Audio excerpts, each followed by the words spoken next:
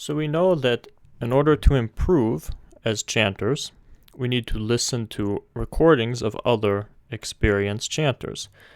But the question is, who exactly should we listen to? So that's what we're going to address today. And also, how do we distinguish who is a trustworthy, reliable source to learn from and who is not?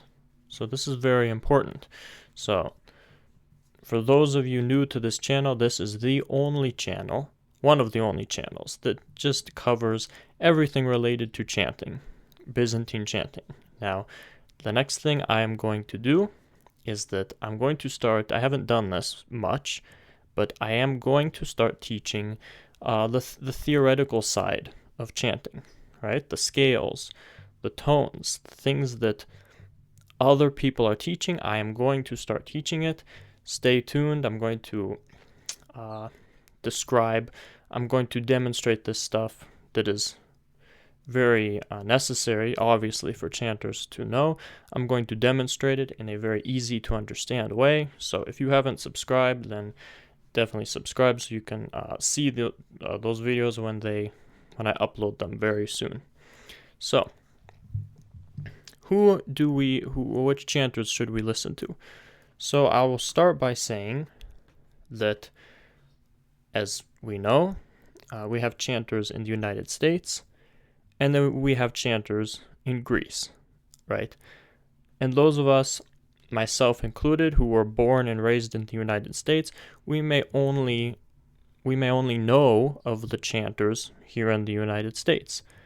But I challenge you to look into the chanting in Greece and to start listening to experienced chanters in Greece, because to be honest, they have the full heritage of Byzantine chanting.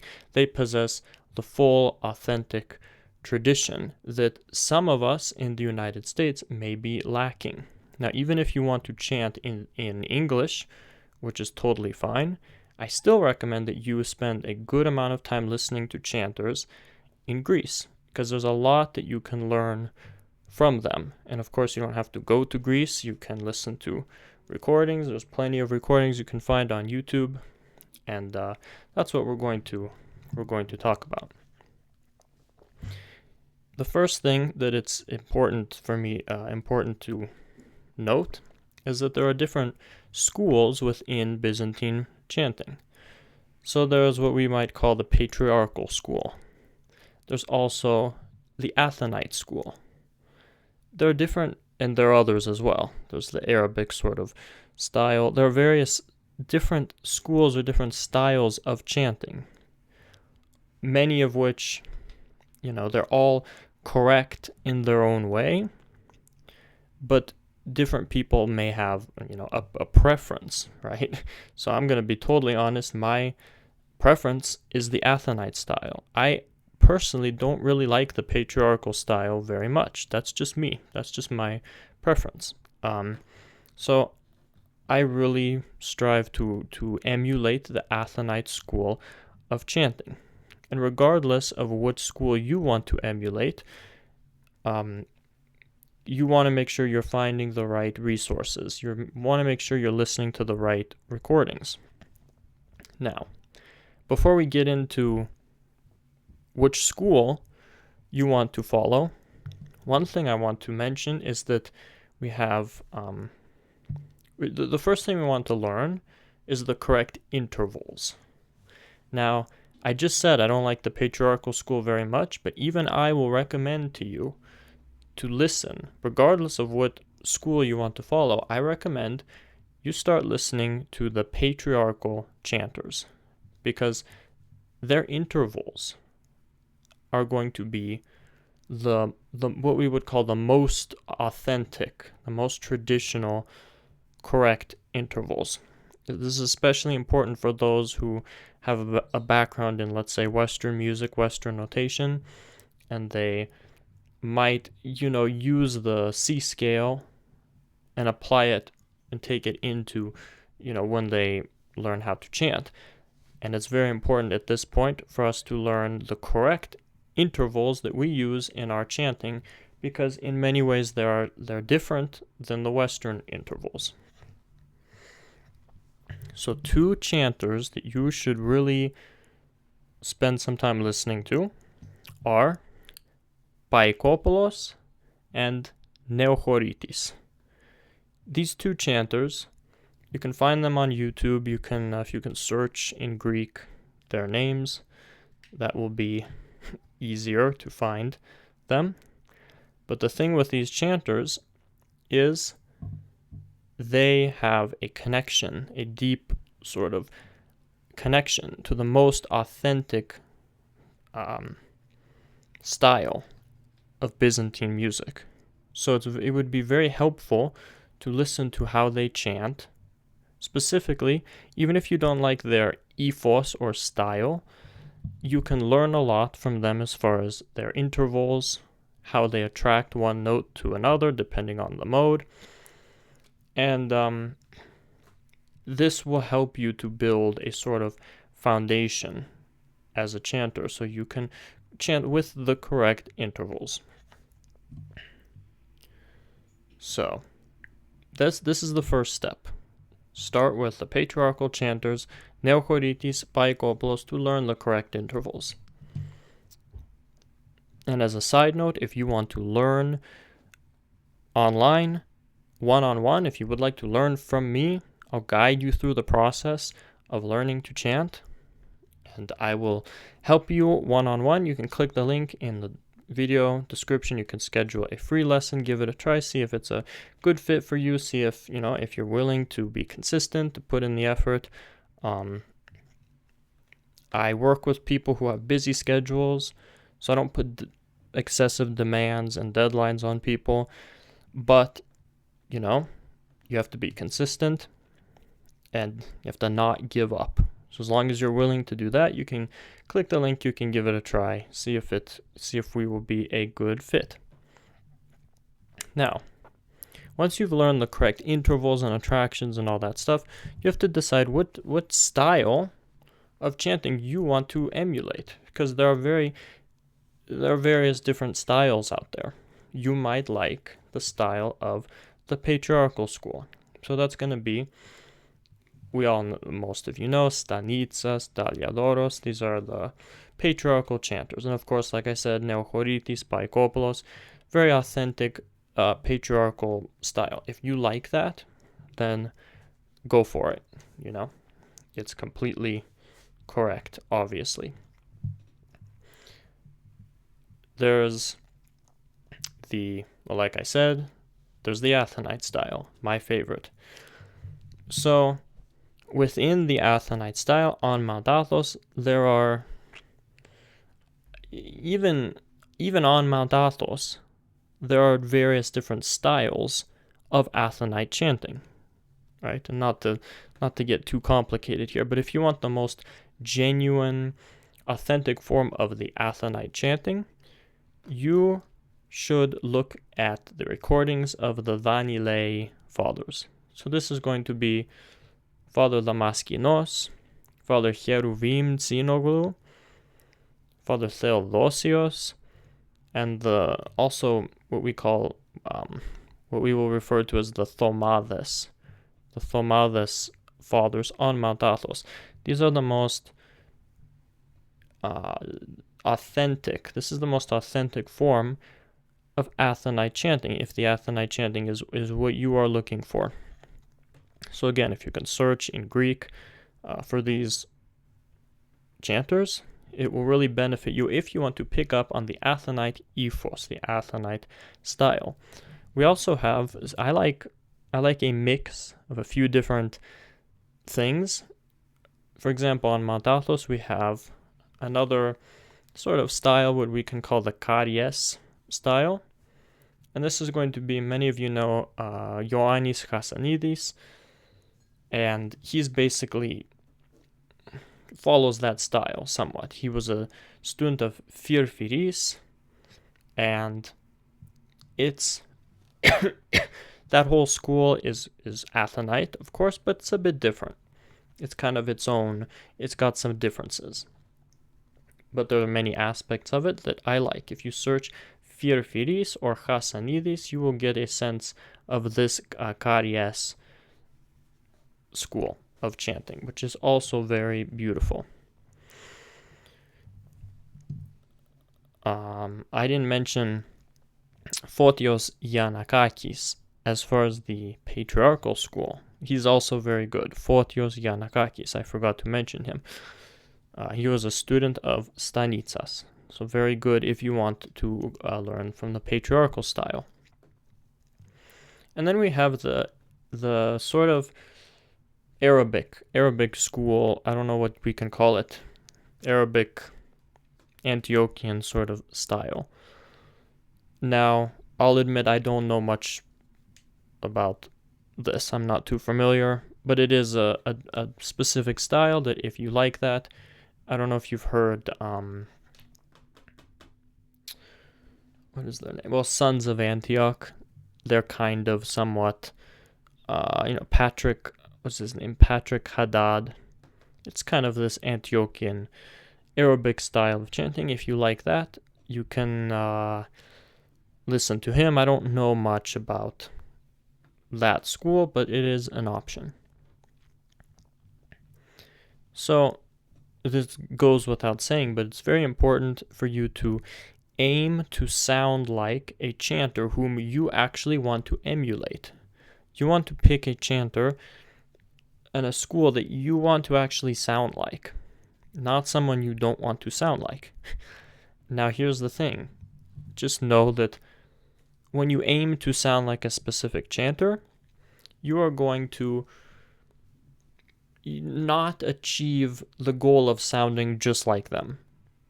First of all, you're not going to have their voice, right? You're going to have your voice, and that's expected, that's normal. But also, you're going to, should we say, aim in such a way that very likely you will fall short of your goal, right? This is common. And what I mean by this, let me give you an example. When I heard some of the patriarchal chanters, like, let's say, Nεοχωρίτης, he has this very deep voice, and I heard that, and for me, it's a bit too deep, just for my preferences. It's just a bit too much, in my opinion. I didn't want to sound exactly like that. However, in the process of not wanting to sound that intense, of that sort of deep voice, I missed out on certain things where I almost sounded too Western in a sense, too American, too lacking in some areas where my voice needed more depth, more space. But I didn't aim for that because I didn't want to sound as deep as Nεοχωρίτης. So do you see what I'm saying? So what should we do what's the solution here? If I would have aimed to sound like Nεοχωρίτης, if that was my goal, what probably would have happened is that I wouldn't sound exactly like him. I don't have his voice, but what would have happened is I would have more quickly developed the correct vocal technique, the correct diction, and whatnot that I needed as a chanter. And I still wouldn't sound exactly like him. So my point is, you need to aim higher than what you actually want. I might not have wanted to sound exactly like Nεοχωρίτης, but it's good to aim to sound like Nεοχωρίτης, because you're still going to fall a little bit short, if that makes sense. So just something to keep in mind. This applies to your projection, your tone quality, your diction. You want to aim for something that's almost more than what you really want, because it's going to sound exaggerated when you're doing it. It's going to sound exaggerated and unnatural to you when you're practicing it. And that's okay. And when you hear it back in the recording, it's not going to actually sound as exaggerated as you thought. I know this sounds silly, but just this is from personal experience. So, my point is, I guess, aim higher than what you actually are trying to achieve. Just something to think about. So now, what should we not listen to? Obviously, I'm not going to name any names, but I'm going to explain, I guess, what I can call the American ethos. Any chanter that when you listen to their chanting, you can't trace it back or connect it to any authentic traditional school of chanting. It just has this sort of American ethos, this American sound. You really can't trace it back. You can't trace it back and say, oh, this reminds me of the Patriarchal school or the Athonite school. There's no connection. Then I wouldn't listen to it. I just wouldn't listen to that because it has no roots. You want to listen, our chanting has very deep roots and deep tradition. And even if you're listening to someone in the United States, I'm in the United States, but I strive to emulate the Athonite style. You can take my chanting, you can say, oh, he listens to, he's taken from this and that from the Athonite style. If there's a chanter who you listen to them and it just sounds American and you can't trace it back to any specific school, then I would not recommend listening to them because you don't want to emulate that type of style. Another, I guess, school or style or tradition to be a little bit aware of would be the Angelopoulos and Karas school. Now, those of you who know Simon Karas, I don't even know if I'm saying his name right, but he basically changed a lot of the intervals within our chanting. And one of his students, Angelopoulos, also, you just have to be aware with these chanters, some intervals may be a bit off. Just being honest, especially the second mode. The way that they chant the second mode, just some intervals may be off. When we're chanting soft chromatic second tone, kye is flat, for example. But it's not so flat that it becomes like hard chromatic. It's very important. It's a specific distance, which we're going to get into maybe in another video. It's a specific distance that we don't want it too flat, and we don't want it not flat enough. We don't want it diatonic, but we don't want it too flat. And you have to be careful with some of these schools that have modernized certain things, and some of the intervals might be a little bit off. An exception, of course, most of us know John Boyer. He's amazing, very talented. Even if he may have learned from, may have been taught by people who might trace their roots back to Karas or Angelopoulos, I will say John Boyer knows exactly what he's doing. You should listen to him. You should learn from him. So when I say avoid the Karas and Angelopoulos, there's exceptions.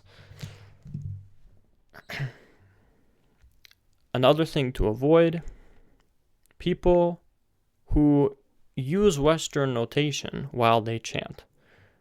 This is not inherently bad, but there's a great probability, and I speak from personal experience chanting with people who use Western notation, there's a great probability that these people, if they're using Western notation as they chant, they're using also Western intervals, which again brings us back to what we were talking about. If you do not have the correct intervals and the correct attractions, the way that the notes attract to each other, Western notation really misses out on this.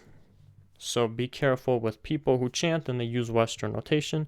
because they might be missing some things. And they call it Byzantine chanting. People will use completely westernized, you have to be very careful because they'll use the Western style and the Western sort of intervals, and it completely lacks, first of all, the intervals, the attractions, and it also lacks the proper ornamentation, which we cannot properly express with Western notation. And they'll still call it Byzantine chanting because the melody is technically the same, right? The outward melody. But we have to be very careful because it's not just about the outward melody. There's a lot more to it. There's a very rich tradition that we have to preserve things correctly and not westernize it. And last but not least, this goes without saying, anything that you yourself do not want to sound like, don't listen to. Because you're going to pick up their style. If you listen to them, you're going to pick up on their style without even trying. It's just going to subconsciously get in. So if you don't want to sound like them, don't listen to them. So hopefully this is going to help you in your journey of listening to other experienced chanters so you can learn, so you can pick up on the way they chant, which is, again, rooted in a very deep tradition.